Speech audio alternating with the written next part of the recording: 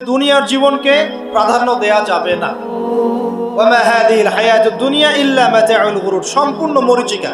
মরীচিকা দেখেছেন? দুনিয়ার জীবন যে কি জিনিস, যারা আল্লাহর পথে পরীক্ষার সম্মুখীন হয়েছে ওরা জানে।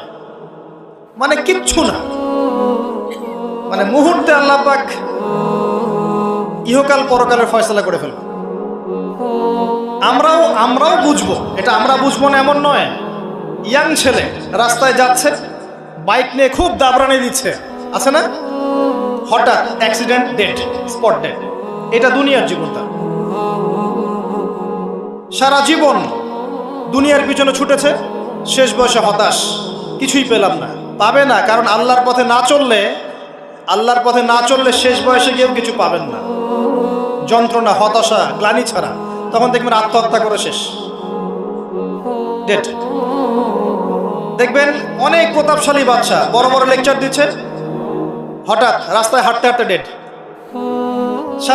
সারাদিন রাত জেনা করেছে, মদ খেয়েছে, জেনা ছড়িয়েছে সমাজে, নগ্নতা, অশ্লীলতা ছড়িয়েছে, ভাইরাস মহামারী দিয়ে শেষ। দুনিয়ার